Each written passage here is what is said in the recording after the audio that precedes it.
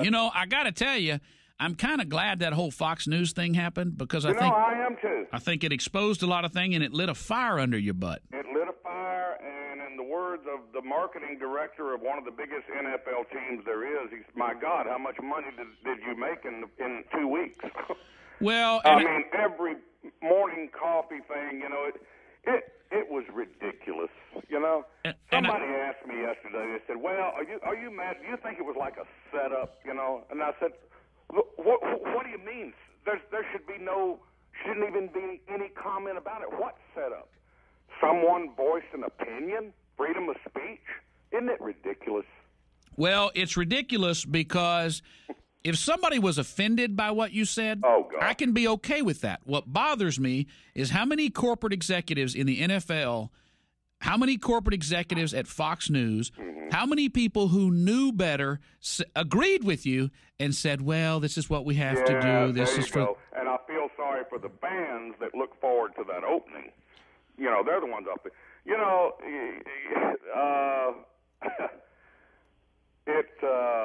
it is what it is, and like everyone said, it did light a fire, believe me. They don't want to know about the letters from our service personnel.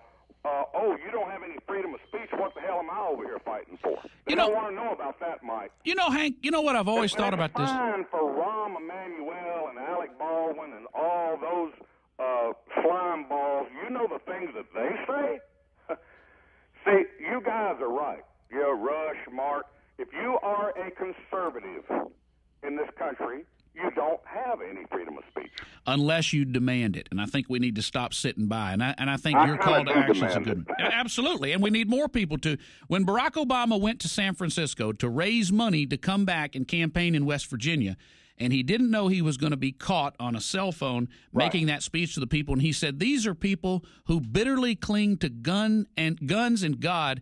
Those are veterans. Those are service members and their families that he was talking about. You are exactly right. So tell me about this new CD you have out. Well, you know, when you read the opening thing, I had, the first thing, when that went down, bang, Keep the Change, Amazon.com, boom, #1. Fastest downloaded song in country history. So that gets it started. Well, then I get my iPad out. Now I'm motivated.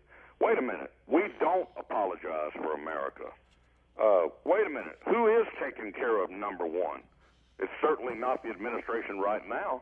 And I have friends in Tennessee, Alabama, Montana. Man, they're struggling in their businesses. They're struggling. That's why I wrote that, who's taking care of #1. And they just kept coming. And they just kept coming. And boom, boom, boom, boom. We knew when we were in the studio, the musicians, they said, man, there's something magic here. Well, because you're tapping into an emotion and giving voice to it. What I'm passionate about, what I feel. I'm playing 5 instruments on here. I mean, this is me. This is it. Well, there's also some other stuff on here. And it's also, I'm a mouthpiece for those letters from those grandmothers in Iowa that lost everything. Amen. And I think only the people motivated me, Mike. I've got Grammys. I've got 5 Entertainer of the Year. The greatest ride that I have had in my career has been since October of 11 till right now. But let me ask you, how long has it been since you punched a man in the mouth? Oh, gosh. That's been a while. That's been a while. I asked Charlie Daniels, another of my heroes, that, and he said, I don't think I'm up for that anymore. I'm up for it, all right. But like they said, please, why aren't you on the ticket? We want you to be senator. And I talked with some senators, and they said, when you have to sit across the table from some of these morons, you would go nuts. But that'd be what'd be fun about it. They'd make a movie about it. Anyway, I don't like these. I'm happy with this thing. The people motivated me. Their letters, 11-year-old, my mom and dad said, you'd be a good role model for me because you stand up what you believe in, because you write me back, blah, blah, blah, Blairsville, Ohio. It's wonderful. But, I have noticed, Hank Williams Jr. is our guest. I have noticed through all of this that, did you ever see the movie Falling Down with Michael Douglas? Oh, gosh, yes. Do you know that point at which he just decided I've had enough, and his anger just overwhelmed When he it? got out of the car on the yes. freeway. And you remember he went over to find a spot to just sit down, and the two Mexican gang members came up. And he said, I was going to leave your space, and he takes the bat out, and he's lost it. I think there's a pent up anger that Americans have bit their tongue. This militant liberalism we call political, and I sense with you seem happier than I recall you being. It's just like you have a cause. Oh, I do have a cause, and I am very happy. I do have a cause. It's those, Mike. You've got to, I'm going to just tell y'all like it is. Let's say 4 cities: Wichita, Kansas, Evansville, Indiana, Dayton, Ohio, somewhere West Virginia. $200,000, Mike, in T-shirts in this economy. I don't make this stuff up, buddy. And you know what that shirt says across the front of it, don't you? I love Bocephus. Taking back the country. Oh. It wouldn't hurt to put Bocephus on there either. Well, that's on the back, but there's kind of like back to John Adams. There's the snake, don't tread on me, the yellow. Hank, can you hold with us? Can you hold with us for just a moment? I said I don't understand. I don't believe this. I understand it. Can you hold on, Hank? You do, and they say you don't understand, but you are the. Hold on, just a moment, just one moment. I don't know about you, but I need a scotch or some whiskey when Hank's on. I don't care what hour of the day it is. Hank Williams Jr. is with us. Do you? When somebody says you're a political activist, does that sound odd to you? Did you ever think you'd end up here? Did you even think you'd be here at this point? Not well. Yeah. Oh, I thought I'd be here. Well, no, not. I've had one mountain fall, and then I had another one in Alaska nobody knows about. Right. Political activist? No, I don't think of that. But I am going to voice my opinion, cousin. This is a free country. We're not in Bulgaria. They haven't turned this place into a Marxist. They're trying, though, but they haven't quite done it yet. What's the goal? What do you want to accomplish? Well, I want to speak for those people, all those letters, all those emails I told you, Mike. Everything, what you say is exactly how we feel. What a stupid thing to be out there jiving and high-fiving on a golf course when people are losing everything. And you might notice they haven't had a whole lot of those since then. No, they haven't. No, and I know from the powers that be, there was a lot of infighting. Don't do this. This is the biggest mistake in the world. Well, they did it, but there hadn't been a whole lot of them since there, has it, Michael? No, there have not. And till tomorrow, we're going to have the app up on our station by the end of the day. Good. So you can download this song for free. There's some more music. And on this album, on an unrelated note to politics, you got a duet with Brad Paisley. I'm gonna get drunk and play Hank Williams. Only there's 7 or 8. This 3-day trip with a 1-day woman. That duet with Brad, going to get drunk, play Hank Williams all night long. Oh Lord! But I have to tell you what I'm looking forward to: you and the Hag singing. I think I'll just stay here and drink. Buddy, oh, that one right there. I'm telling you, there's something special about that one. Oh, Hank Williams, you wrote my life. That is the song. Yeah, Man. That one is very, very special to me. That is going to be what a thrill to have Mighty Merle come and get on there. So you were telling me off air that you're in Alabama right now. Yep. Visiting Mom and Dad's graves. Yeah, I'm about 10 miles from where they met each other, and about 30 miles from where they're buried in Montgomery. And you just saw a rattlesnake. Yeah, I'm just sending Kid Rock a picture. We just took a picture of this gigantic Alabama boy riding around looking at a crop. Country boy can survive. I don't do golf. I don't do tennis, but I do a hell of a lot of hunting and fishing. I'm the guide to the stars. Yes. But anyway, when something good, this CD is gigantic, Michael. It was like number 2 on iTunes yesterday.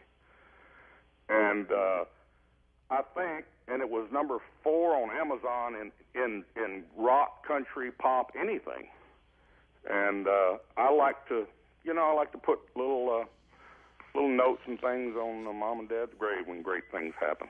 Did you expect that there would be a point in your life when you look at the trajectory of your career and 55 million sold, 70 albums to your credit, that you would be making a full swing back to where your songs are being played on AM radio? There's folks that probably hadn't listened to you in 30 years that are now going back and listening to your old music and watching how you've changed, and they've changed. They've grown up. I get a lot of people who tell me I was a liberal years ago, and now I'm listening to talk radio because I grew up and became a taxpayer and started raising kids and saw what was going on in this country. Once you become a taxpayer, once you walk the walk, isn't it amazing?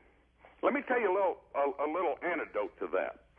Oh, these rich people, they're horrible. And you know what inheritance tax is? One of the worst sins in this country. Mm-hmm. Yeah, I watched my mother cry in the mid-'60s when she would get a check before Reagan, and inheritance tax was 70%, folks. 70%. So if you've got $100 laying there, you don't have $100, you have $30. And I love it when these family members of some of these big football players that leave a will, and all of a sudden they're not so happy about that inheritance tax anymore. Well, that's for other people to pay. There you go. Let me ask you, Hank. You have not played by the rules. Hank Williams Jr. is our guest. You've not played by the rules, and you're supposed to. If you're a rapper, you're supposed to love the president, and if you're not, you're supposed to be quiet about politics. And you've broken with that tradition. What has been the response from the music industry? Oh gosh, I got some of the closest friends. Are you kidding? Well, just Bobby Rock, Uncle Cracker, Reverend Run DMC, you know? Oh, yeah? Yeah. I follow him on Twitter. I got a lot of,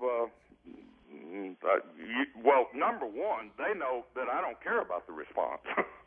Number one, they know that already. So, that's kind of a moot point with me. So is there going to, Hank, like Minnie Pearl told me a long time ago, you're exactly like your father. You go out there, it's effortless to you to play every instrument there is, like I'm playing 5 on this CD. There's 10,000 people out there, and you're worried about going squirrel hunting tomorrow. That's all he talked about, by the way. Right. Hey, Minnie, look at this new shotgun I got. She said, my God, I'm in the room with a ghost here. Well, that's because you don't have somebody sitting in, some little pinhead sitting in an office writing a song for you. No. You're singing about your life. No, and when we're in the studio, this is my label, Michael. Bocephus Records. Now, will there be a tour to support Blaster. this? No, I ain't going to do that. You got to come to Houston. I ain't going to do over 20 shows a year. Everybody knows that. You got to come to Houston. I've got places from Montana to Florida, and I'm going to start fishing and end up hunting. They know that. Ain't going to be no tour. I'm not one of these 28-year-olds. I ain't doing no 150 shows. I'm basically lazy. I want to be in the deer stand, take my kids out. But you're selling more CDs and selling more songs than these 28-year-olds right. on your own label. Oh, yeah. Well, you know what? When we were recording this stuff, Michael, they said it's so refreshing, the pickers, because, when we started singing these songs, they said, wow, man, these things are smashes, It's so refreshing not to have 10... what do you call them? Radio analysts standing around in the studio. Yep. Focus groups. Oh, that's it. Country radio will never play that. That is a problem Bocephus doesn't have. Bocephus is his own. Yeah, his own. I'm going to write them. I'm going to play them. I'm going to sing them. And we're going to buy them. For some reason, My there's Chris a Farley whole moment. lot of folks out there from Maine to California that are on the same page we're on. Well, we are going to post it to our website. People can go and buy it and add to it. It's good stuff. It's patriotic stuff, and it's a little bit edgy. And I think this is fantastic. That Ain't Good is a pretty serious song. It kind of, goes back to 9/11 things, and when we were in New York, they were blown away at the shows we did. They said, my gosh, what a song. And 3-day trip with a 1-day woman will make you laugh. There we go. Hank Williams Jr., thanks for being our guest, my man, and thanks for speaking out. Time to go snake hunting. All right. You got to love that man.